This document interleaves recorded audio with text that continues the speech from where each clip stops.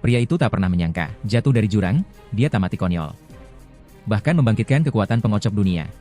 Pengguna kekuatan ini disebut Master Artefak.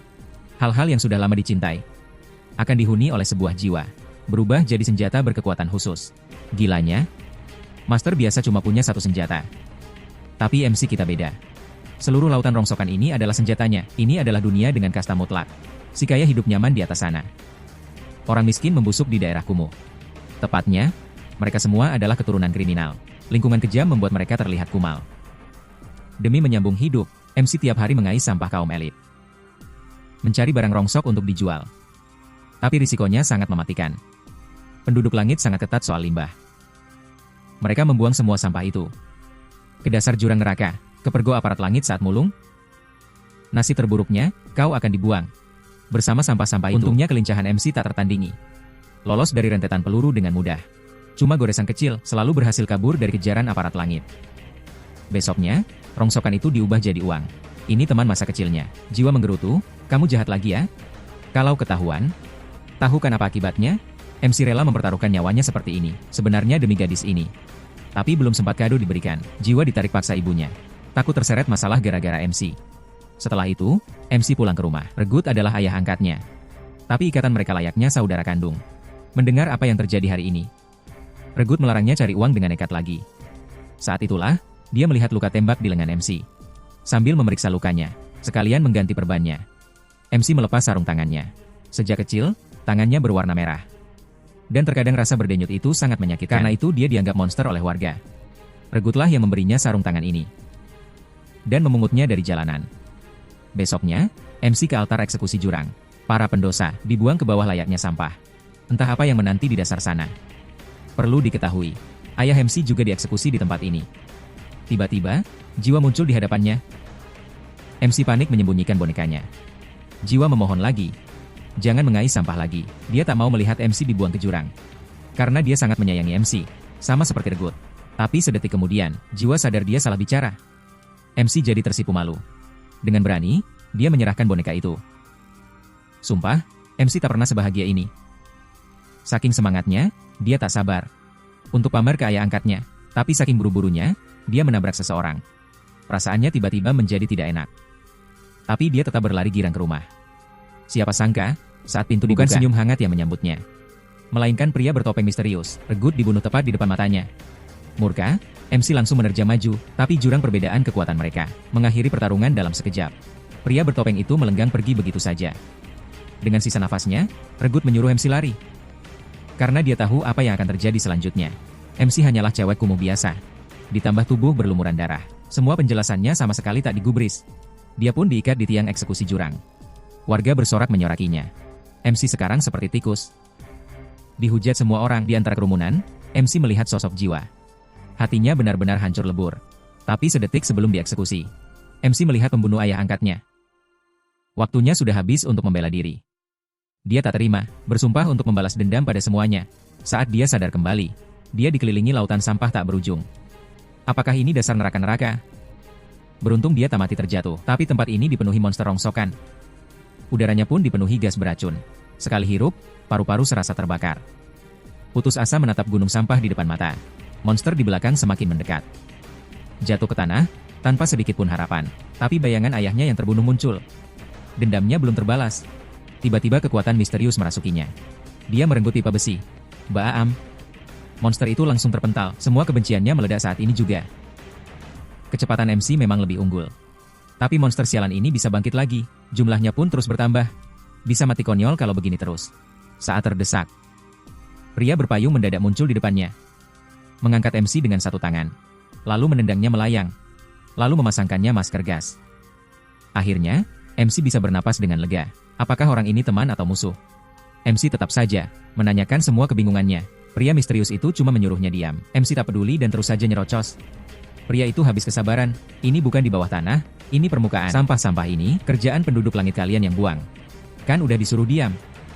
Gara-gara mulutmu, monster-monster ini sedang berkumpul. Dia menyebut monster ini, Beast. Senjata biasa tak akan mempan. Dan mereka sangat sensitif pada suara. MC melongo kebingungan. Bisakah dia marah? Tapi monsternya udah di depan mata Kok dia bisa santai banget? Detik berikutnya, payung di tangannya memancarkan. kilat keemasan. Dan saat terbuka, berubah jadi senjata yang epik. Melawan beast raksasa tadi, dia cuma butuh satu serangan, langsung hancur jadi debu. MC menyadari sesuatu. Beast yang ditebas payung itu tak bangkit lagi. Gerombolan beast kembali berdatangan. Mereka langsung menerjang maju, memotong.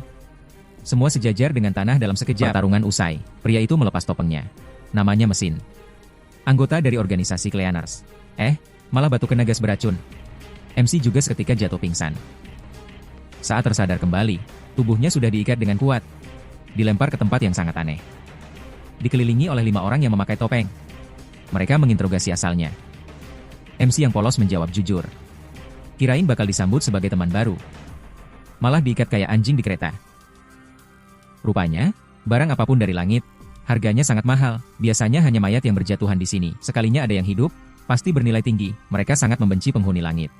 Selalu membuang sampah sembarangan ke bawah. Rongsokan menumpuk tak karuan. Menghasilkan gas mematikan.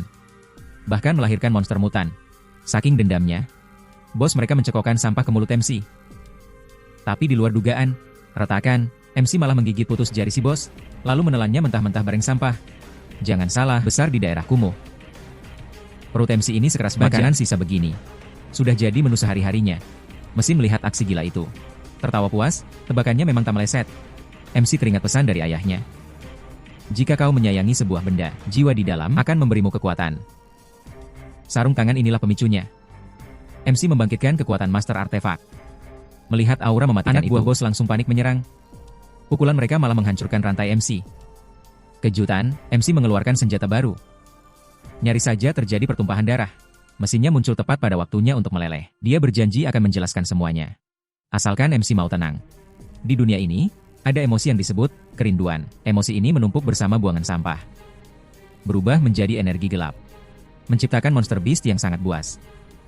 Senjata biasa tak akan mempan. Karena inti mereka adalah emosi. Hanya hal-hal yang dicintai dengan sepenuh hati, yang diisi oleh jiwa kerinduan. Benda inilah yang disebut artefak. Hanya artefak berjiwa ini yang bisa menebas beast, penggunanya disebut master artefak. Orang dengan bakat seperti ini sangat langka. Dan MC adalah salah satunya. Aset berharga bagi organisasi Cleaners. Tapi MC cuma ingin mencari jalan pulang ke langit. Mesinnya tidak tahu caranya. Tapi bos kami dijuluki Raja Informasi. Bergabunglah, nanti bisa kau tanyakan padanya. Engine lalu pamit karena ada urusan. Melempar sekantong koin sebagai modal awal. MC terharu hampir menangis. Aku tidak menyangka, itu hasil jual bajumu tadi. Biaya makanmu tadi juga dipotong dari situ. Sialan. MC menggertakkan gigi kesal. Tiba-tiba, seekor kucing menggondol koinnya. MC kalang kabut mengejar. Mengambil pipa besi di pinggir jalan. Berhasil menangkap si meong. Ternyata itu peliharaan orang. Pemiliknya langsung merebutnya kembali. Lalu pamer aksi akrobat yang epik. MC baru menyadari. Pria ini punya lencana yang sama dengan Engine. Namanya Zanka. Anggota Cleaners juga. Dia ditugaskan Engine untuk melatih MC. Kirain MC mau maling artefaknya. Zanka kesal bukan main. Gak diajarin sopan santun sama ortulu, MC nyaris saja mengamuk. Tapi teringat nasihat ayahnya. Kalau mau berkomunikasi dengan baik, harus belajar empati. MC menahan diri dan minta maaf. Tak disangka, aura membunuh Zanka mereda. Maaf, aku sedikit emosional.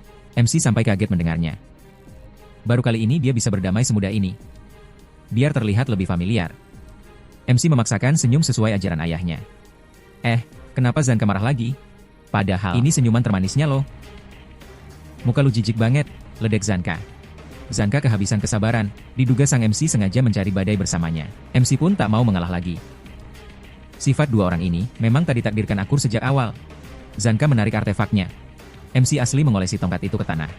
Zanka kaget melihatnya. Kirain senjatanya itu sarung tangan. Ternyata apapun yang disentuh sarung tangannya berubah jadi artefak. Pantas saja Engine bilang dia ini jenius. Zanka menyerang duluan. Persetan kau jenius. Dalam pertarungan sesungguhnya, pengalaman adalah raja. Serangan bertubi-tubi Zanka memukul mundur MC. Perbedaan level yang gila. MC cuma bisa membalas satu kali. Itu pun meleset. Dalam sekejap, MC terkunci di tanah. Tapi Zanka mencium sesuatu yang aneh. Bau permintaan maaf. Seperti yang terlihat, senjata yang dipegang MC ternyata penyedot WC. MC tidak tahu untuk apa alat itu. Tapi kelihatannya Zanka takut banget. Semakin antusias dia mengayunkannya. Aku akan menyulitkanmu. Aksi kejar-kejaran absurd pun terjadi. Rasakan ini kau. Saat Engine kembali mencari mereka, menurutku mereka berdua familiar. Pas tahu aslinya, Engine agak parah, bertarung pakai jurus lempar tinja. Kalian pelawak kan? Awalnya MC mengira, ini cuma markas kroco biasa, ternyata isinya para monster elit, seperti pria kulit hitam berambut putih ini. Semua calon anggota Cleaners. Harus di-scan olehnya, artefak Simon adalah matanya. Bisa melihat potensi asli seseorang. Tapi saat menatap MC, matanya membelalak kaget. Entah apa yang dilihatnya, dia diam saja. Aura artefakmu sangat luar biasa. Tapi masih belum stabil. Butuh latihan yang keras. Reaksi Simon membuat Engine merasa curiga. Mereka berdua lalu pergi melapor ke bos. Di jalan, mesin menjelaskan Cleaners terbagi jadi 3 divisi, petarung, penjaga, dan relawan. Total anggotanya sekitar 100 orang. Tapi karena tugas dan wilayah kerjanya beda-beda, sangat jarang markas ini terisi penuh. Sialnya bagi MC. Bos Cleaners sedang dinas luar kota. Gak ada yang tahu kapan kembalinya. Liao usul, selama bos pergi, MC ikut misi magang bersamanya dulu. Kebetulan ada misi baru yang masuk. Dunia bawah terbagi jadi zona aman. Dan zona tercemar yang penuh limbah. Tempat jatuhnya MC kemarin adalah salah satu dari 6 zona terlarang. Masuk zona tercemar wajib pakai masker gas. Lebih dari 15 menit, nyawa bisa melayang. Liao membawa MC ke lokasi misi. Memperkenalkan tim relawan di sana. Mereka tak bisa memakai artefak, tapi sangat handal sebagai support pertarungan. MC menyadari, Beast di sini, dibandingkan monster raksasa kemarin, jauh lebih jinak. Tapi tiba-tiba kawanan Beast buas menyerbu. Barikade pertahanan nyaris jebol. Liao malah santai. Sempat-sempatnya mikirin pesta penyambutan MC. Tidak sombong, Liao santai karena dia emang sangat OP. Artefak Liao adalah gunting. Normalnya gunting dipegang tangan. Tapi setelah jadi senjata mematikan, dia mengayunkannya dengan kakinya. Memang gayanya aneh, tapi pembantaiannya sangat efisien. Para relawan juga sangat sigap. Mereka menahan para Beast Kroco, lalu melemparnya ke arah Liao untuk dieksekusi. Kolaborasi epik ini menjadi pelajaran berharga bagi MC. Tapi petaka datang tak diundang. Seorang relawan tak sengaja tersandung. Kesempatan emas buat Beast licik itu menyerang. Di saat yang sangat genting, MC melompat maju. Bagaimanapun, dia ini master artefak, tapi skillnya masih nol. Makanlah kamu kosong, lupa bagaimana cara memakai artefaknya. Gawat kalau begini, senjatanya tidak akan bertahan lama. Tepat pada waktunya, Liao datang untuk menyelamatkan dengan sebuah epik, tapi krisis belum usai. Beast mutan ini aneh. Ditebas berkali-kali tetap regenerasi. Normalnya, Beast itu seperti hewan liar. Tebas titik lemahnya, dan dia akan mati. Baru kali ini ada monster yang alot begini. Kalau gitu, cincang terus sampai gak bisa gerak. Pertarungan sengit pecah. Liao melompat ke kepala monster itu. Gunting kakinya beraksi ala tukang cukur barbar. Sedetik kemudian, kepala Beast itu jadi botak cepak. Dan gara-gara itu, Liao melihat sesuatu bercahaya di kepalanya. Inikah intinya? Beast itu mengamuk makin brutal. Bulu-bulunya pun tumbuh lagi seketika. Ia meronta ganas ingin menjatuhkan Liao. MC yang cupu cuma bisa melongo menonton. Tiba-tiba, serangan Beast itu meratakan arena. MC nyaris jatuh ke dasar jurang. Hatinya mendidih. Meskipun aku datang ke sini untuk membalas dendam, tapi aku tak bisa apa-apa. Untungnya, relawan datang menyelamatkannya. Entah kenapa kau sering melamun. Tapi jika ada yang ingin kau lakukan, berlari sekuat tenaga sebelum terlambat. Sementara itu, binatang buas yang dilawan Liao meraung kesakitan. Dengan tebasan terakhir ini, Beast raksasa ini pun tumbang. Tapi siapa sangka, bentuk asli The Beast adalah artefak yang dibuang. Ini momen paling epik di awal Gachiakuta. Ternyata duel antar master. Ini bukan tentang senjata siapa yang lebih kuat, tapi seberapa dalam mereka menguasai artefaknya. Entah itu beratnya, bau, maupun teksturnya. Zanka menghafal setiap inci tongkatnya. Inilah rahasianya bisa menang dalam berbagai pertarungan mematikan. Di dunia distopia yang hancur ini, master artefak bukan cuma milik Cleaners. Ada juga organisasi kriminal, Vandals. Beda dengan Cleaners yang fokus membasmi Beast, mereka justru meraup untung dari menjual barang-barang langit. Karena info soal MC si orang langit bocor. Besoknya, Cleaners dapat misi palsu. Katanya ada pedagang di zona tercemar diserang oleh kawanan Beast, dan barang-barang berharganya disita. Minta Cleaners bunuh Beast dan merebutnya kembali. Padahal target aslinya adalah menculik MC. Setibanya tim Cleaners di lokasi, klien itu malah mendatangi mereka. Di jalan menuju sarang Beast, Zanka merasa ada yang tak beres. Logikanya, Beast pasti langsung menyerang manusia. Aneh kalau klien ini masih hidup dan bisa ngobrol. Lagi pula, tak pernah ada cerita Beast merampas barang.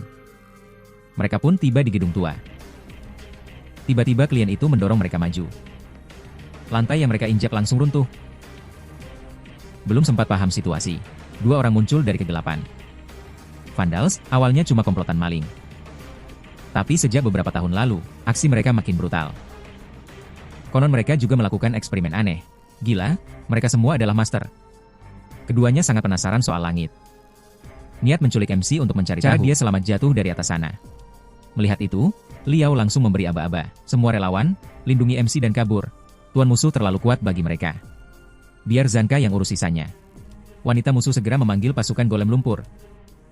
Saya juga akan tahu, klien palsu dan lantai runtuh tadi. Semua itu ulah wanita ini. Awalnya golem ini dikira buaya. Ternyata master yang satunya lagi, bisa sembunyi di dalam golem lumpur. Semua ini sesuai rencana si wanita. Karena Cleaners biasa lawan beast, pasti tak terbiasa lawan sesama manusia. Zanka sempat kewalahan. Golem ini seolah tak ada habisnya. Apalagi si pria terus melompat ke sana kemari. Karena itu, Zanka mau pakai serangan area luas. Ternyata wanita itu sudah siap. Baru mau lompat, Zanka menginjak, jebak wanita itu. Saat wanita itu dengan pede mengklaim kemenangan, Zanka bilang dia berhenti berpura-pura. Rupanya dari bentrokan singkat tadi, dia telah mengungkap kekuatan musuh. Artefak si wanita adalah sekop. Kekuatannya adalah menangani lumpur. Artefak si pria adalah sepatunya. Awalnya, Zanka mengira senjatanya tipe pukulan. Sampai dia sadar, pria itu selalu menunduk saat menyerang. Ditambah sepatu itu, bisa dipakai berjalan di medan tak rata. Itulah rahasianya bisa lincah di lumpur. Marah, wanita itu mengerahkan semua golem. Biar cepat kelar, tapi dia tak tahu. Zanka ini master yang paling jago. Menggunakan artefak. Entah itu beratnya, bau, atau teksturnya. Zanka merawatnya berharta karun tiap hari. Di sisi lain, relawan dan MC akhirnya menemukan tangga naik ke permukaan. Tiba-tiba, terdengar langkah kaki mendekat. Relawan mengira Zanka lah yang menang. Dan menyusul mereka saat sosoknya mendekat. Ternyata dia orang asing. Tahu MC adalah targetnya. Orang itu langsung hancurkan tangganya. Lalu dia mengenalkan diri. Aku Jabber, anggota Vandals. Tujuanku culik MC untuk diinterogasi. Untungnya Zanka cukup tangguh. Jabber cukup menghargai orang kuat. Jadi dia cuma pakai kekuatannya, membuat saraf Zanka lumpuh. Ketahuilah musuh ini berbahaya. Dua relawan langsung pasang badan. Sayangnya, walau tanpa artefak, fisik mereka tetap bukan tandingan Jabber. Meski begitu, relawan tak gentar sedikit pun. Tetap melindungi MC. Rela mati demi lindungi MC. Melihat Kroco nekat melawan, Jabber habis kesabaran. Sebelum MC bereaksi, cakarnya sudah tembus jantung relawan itu. Melihat teman terbunuh di depan mata, dan jimat pelindung terlempar keluar. Di momen ini, MC tersadar. Bukan amarah buta seperti sebelumnya. Sekarang dia sangat tenang. Tanpa emosi yang mengganggu, MC bisa mengeluarkan kekuatan penuh artefak jimat itu. Melihat rekannya terluka, parah dibaringkan di samping. Pikiran MC sekarang cuma mau menghajar bajingan ini. Pertarungan sengit pecah. Benturan keras menerbangkan debu. Anehnya, serangan Jabber tak satupun kena MC.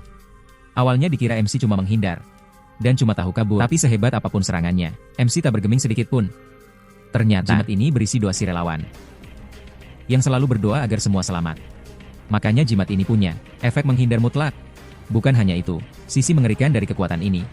Udah jadi MC dari tadi, sama sekali tak bergeser selangkah pun karena jimat ini memanipulasi gerak musuh.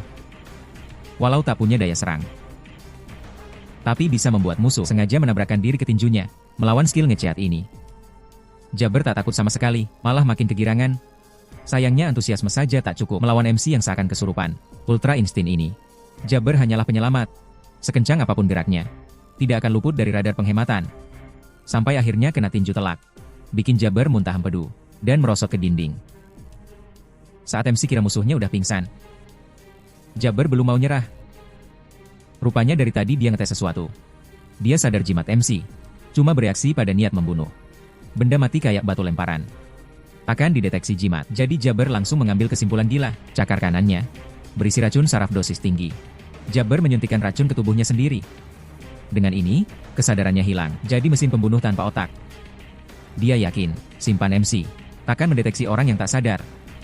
MC tak menyangka keterampilan menghindar baru yang dia kuasai. Kelemahannya langsung ketahuan musuh. Melawan zombie ngamuk ini, jimat tak bisa mendeteksi hawa bunuh. Otomatis kekuatannya macet. Cuma bisa lari ngehindar manual. Di saat kritis, efek racun Zanka mulai hilang. Akhirnya dia tiba di lokasi, meski sekarang 2 lawan 1. Tapi seseorang tidak bisa menyerang, yang lain geraknya kaku kena racun. Mereka tak sanggup lawan Jabber ngamuk. Makanya Zanka punya ide gila. Dia sendiri yang akan nyerang MC, biar jimat MC aktif. Dan memanipulasi tubuhnya menabrak Jabber. Tiba-tiba Jabber berontak. Tidak ada cara lain. Zanka tanpa ragu menerjang MC. Sesuai dugaannya. Sukses, mereka pakai trik yang sama. Melalui serangkaian serangan ini, MC makin jago kontrol targetnya. Berkat combo mematikan mereka, Jabber tak bisa berkutik. Pasrah digebukin Zanka yang teleport. Meski Jabber sempat sadar di pukulan terakhir, tetap kena hajar telak. Pertarungan usai, Zanka ambruk lemas karena racun, terlalu capek buat berdiri. MC terkejut bukan main. Jimatnya tiba-tiba mulai hancur. Meski dia ingin mempertahankannya, tak ada yang bisa dilakukan. Melihatnya, Zanka sadar. Kekuatan MC mungkin berbatas waktu. Atau ada efek samping penghancur artefak. Belum sempat sedih. Tubuh MC tiba-tiba mati rasa. Jatuh tak bisa bergerak. Zanka mengeceknya. Ternyata MC di bagian pinggangnya udah tergores cakar Jabber. Parahnya lagi, Jabber yang harusnya bahkan menusuk dirinya sendiri dengan cakar kirinya. Seketika, dia bangkit kembali seolah tidak ada luka. Ternyata cakar kanannya racun. Cakar kirinya kemampuan beda.